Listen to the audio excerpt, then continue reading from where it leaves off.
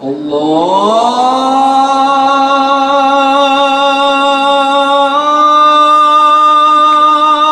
Akbar, Allahu Akbar.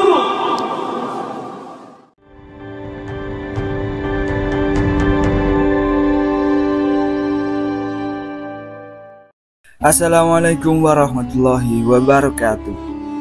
Adzan merupakan panggilan bagi umat Islam untuk menunaikan ibadah sholat. Dalam sejarahnya, Rasulullah SAW sempat mencari-cari sosok yang tepat untuk mengumandangkan adzan yang pertama kalinya. Lantas, mengapa Rasulullah SAW mencari sosok untuk mengumandangkan adzan?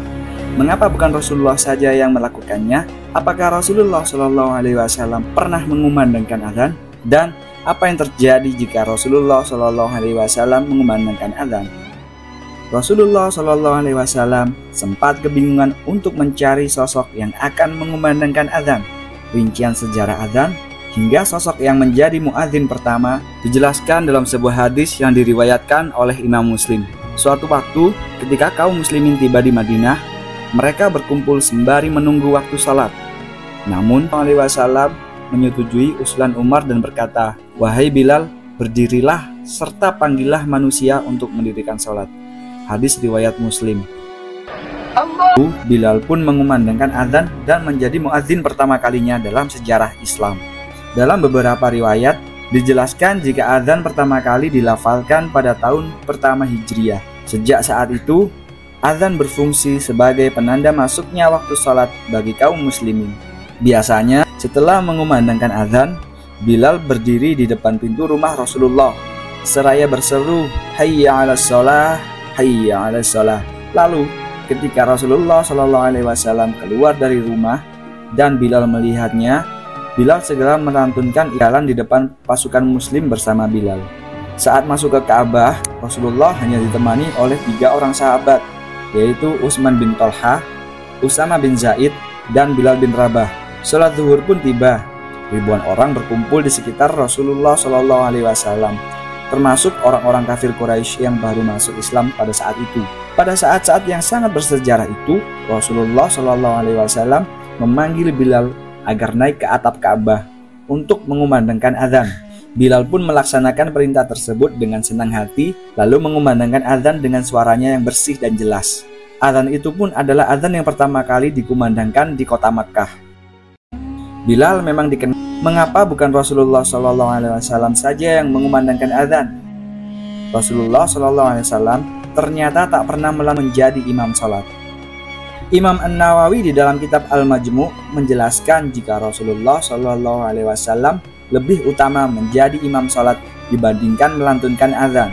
Maka kemudian Khulafaur Rasyidin pun mengutamakan menjadi imam, dan mereka tidak juga mengumandangkan adzan.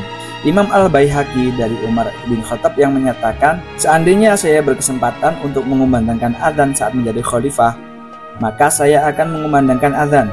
Mereka tidak mengumandangkan adzan disebabkan mereka sibuk dengan urusan umat muslim yang tidak bisa digantikan dengan selain mereka. Mereka tak ada waktu kosong untuk mengumandangkan adzan. Adapun menjadi imam sholat berjamaah merupakan suatu keharusan bagi mereka.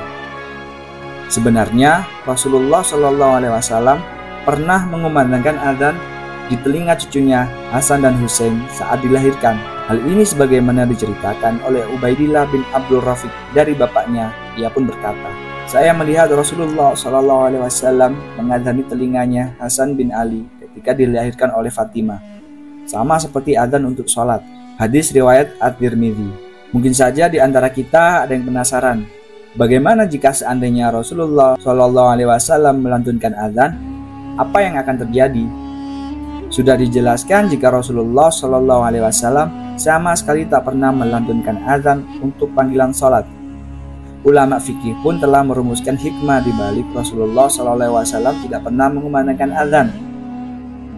Jika beliau mengumandangkan adzan, maka dikhawatirkan orang tidak akan langsung menjawab seruannya. Maksudnya orang-orang tidak segera bergegas ke masjid untuk melaksanakan ibadah sholat.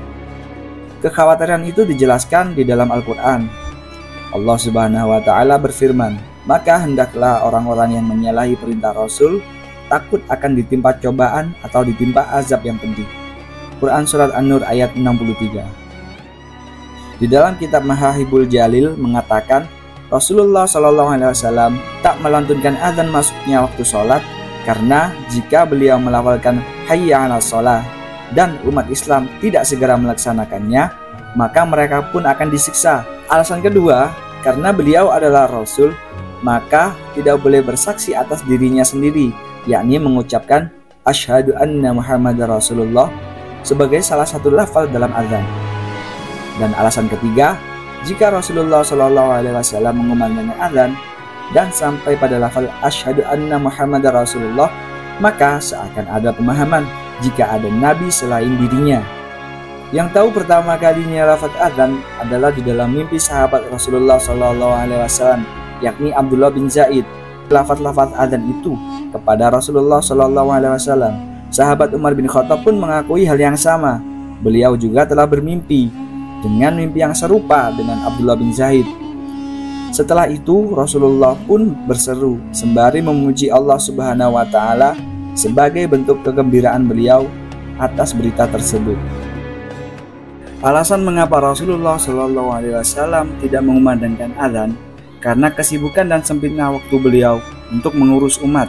Hal ini juga terjadi di zaman sekarang, di mana tiap-tiap pemimpin di sebuah wilayah memandatkan muadzin untuk bertugas melantunkan azan ketika memasuki waktu salat. Sebab inilah yang dicontohkan oleh Rasulullah SAW dan para khalifah terdahulu.